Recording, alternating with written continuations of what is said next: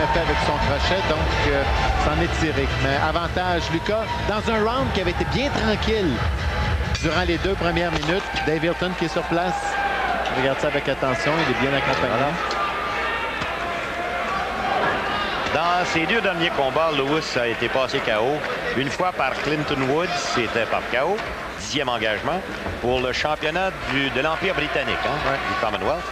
Et ensuite, il a été passé KO au 2e engagement TKO cette fois-ci. Pour le championnat de l'IBO, c'était contre Darren Corbett. Et je dois vous dire que c'est en titubant qu'il a été capable de terminer le 2e engagement. Bonne sortie de la part d'Eric Lucas. Combat est jeune. Combat qui est prévu pour 8 assauts. Jerry Boland qui dit à Lewis, hey, arrête de saisir la tête avec ton bras. Mauvaise planification d'attaque pour Lucas. S'est lancé avec son crochet sans faire de feinte ou sans lancer son jab, et donc une attaque très prévisible. 2 minutes. Ça, c'était beaucoup mieux autour du jab. Tu t'aperçois que les derniers coups lancés par Lucas dans le 2e engagement ont quelque peu déboussolé, peut-être un peu. On réduit les ardeurs de Lewis. Lucas qui était excellent avec sa droite au corps. Ouais. Un peu plus tôt. Jerry Boland qui parle beaucoup avec les 2 hommes. Jerry Boland qui fait du bon travail lui aussi, tel Yves. Ensemble, il s'améliore. Faut vous dire que la régie, tel du bon vin depuis quelque temps, je ne sais pas si c'est l'idée, c'est peut-être juste mon opinion à moi, mais je ne le pense pas. Ça s'est de beaucoup amélioré. C'est plus la même régie qu'on a déjà eue. Écoute, je ne sais pas toi comment c'était dans le passé, mais les gens de la régie actuellement sont très coopératifs. Ils veulent que la boxe fonctionne. Mario Latraverse fait de l'excellent travail ici. Lucas qui met de la pression maintenant. Ouais. Ensemble, c'est sur une vraie note professionnelle. C'est fait très professionnellement. Et chapeau bas, et ça c'est Mario, c'est un peu la faute de Mario et Jean-Guy Prescott aussi qui la faute, je dirais, grâce, mais oui, Jean-Guy Prescott qui a eu des problèmes de santé, mais ça semblait être bien. J'ai vu, il a l'air en excellente forme physique. Je pense qu'il est en meilleure forme que moi. Mais Mario, c'est un type qui a toujours été, du temps qu'il était au niveau policier, c'était la même chose. Toujours bien organisé, qui sait toujours où est-ce qu'il s'en va. Et là, dans le moment, comme vous voyez, Lewis qui tente d'entrer à l'intérieur de la garde de Lucas, mais... Lucas fidèle à son habitude, met de plus en plus de pression au fur et à mesure que le combat progresse. Lucas qui est prêt peut-être à absorber le premier coup de Lewis. C'est pas une bonne tactique. Mais... Oh! Ça fait mal, hein, regarde. Comment est-ce qu'il a appuyé son bras? On s'arrête là-dessus, tiens. Round numéro 4, ils vont venir jusqu'à maintenant. T'affiches, toi? Les 3 rounds à Lucas. Je me sécurise, merci. Lucas qui a livré un très bon combat et, comme vous voyez, sa main, qui ne semble pas l'avoir incommodé. En tout cas, d'aller demander à Lewis si sa main est blessée. Alors, Lewis qui n'est pas aussi téméraire qu'au tout début, hein? Bon jab lancé presque en crochet.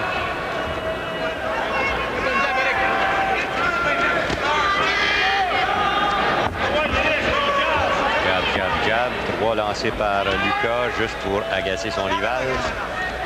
Crochet qui est lancé au corps, bien appliqué, juste au milieu de la cage thoracique. Avantage Lucas.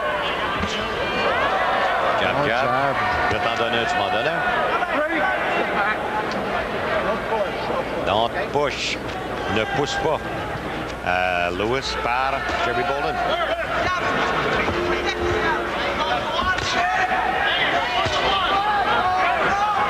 Lucas qui dégaine encore très rapidement.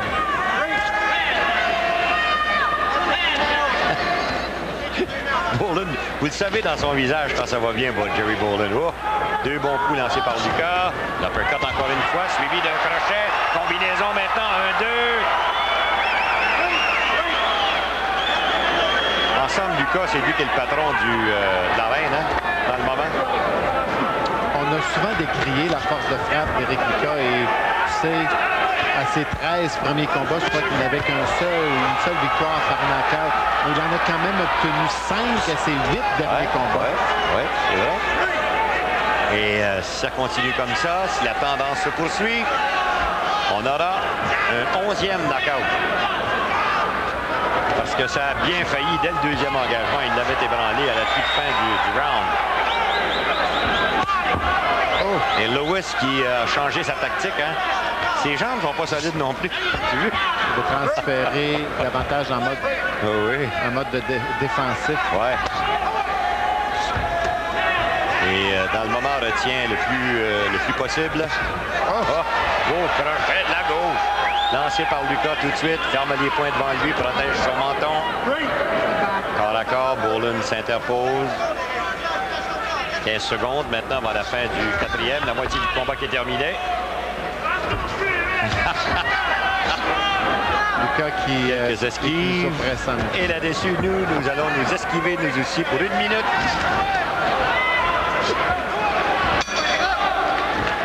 Tentative ici de la part de Lewis. Dans une bataille Chika contre Karzaki, c'est au mois d'août. On a intitulé ça Deep Impact. Deep Impact. Pas méchant, ça.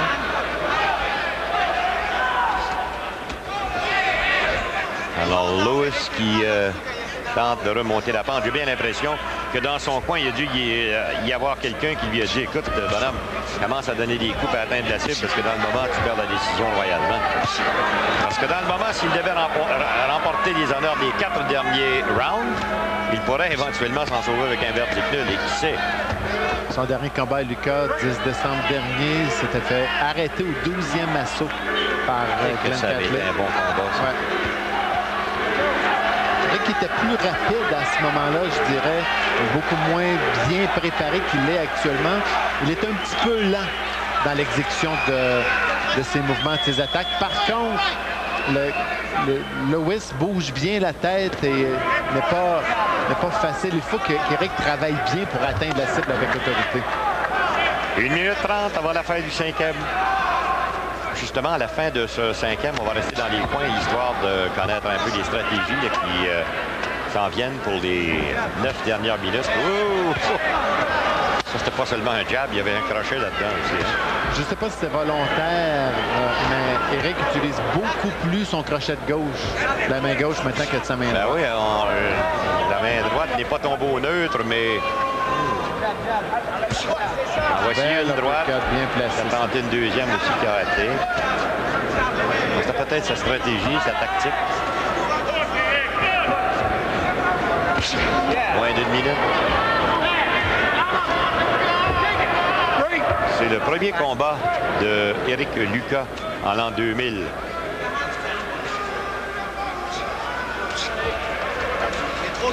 Et ses priorités pour l'an 2000, c'est quoi? Un autre combat de championnat, je suppose. Ce serait difficile. Disons que sa priorité, c'est réellement de battre... oui, Davidson. On va commencer par le commencement. Là. Oh, belle sortie ici encore une fois. Avantage Lucas.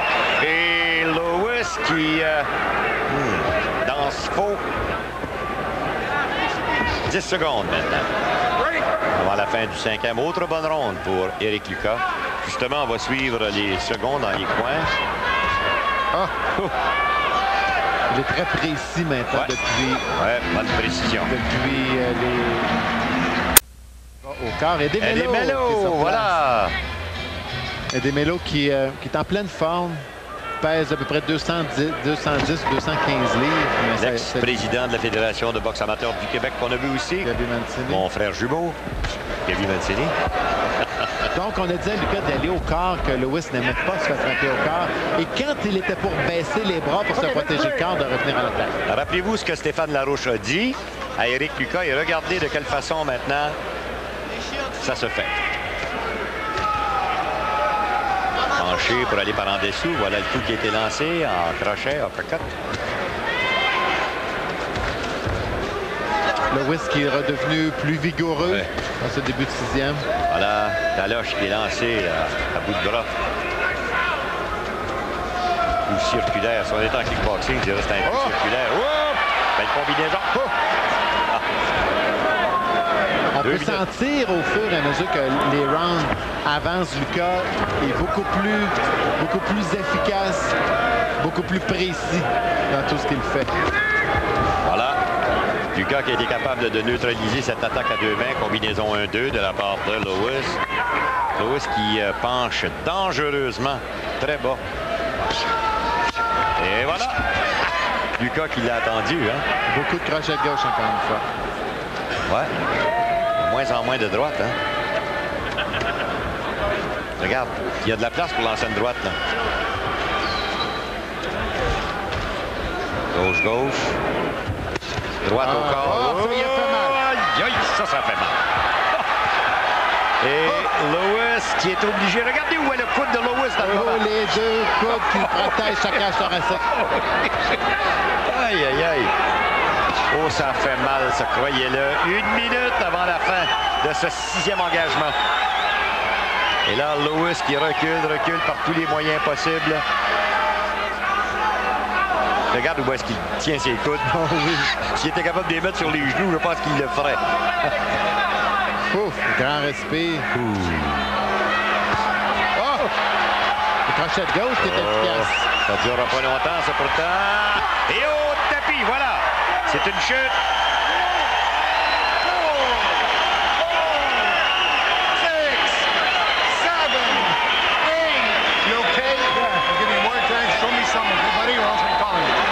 Voilà, montre-moi que tu es capable de continuer, sinon j'arrête. Encore une fois, il reste 20 secondes avant la fin de ce 6e. Et la foule qui scande maintenant. Lucas.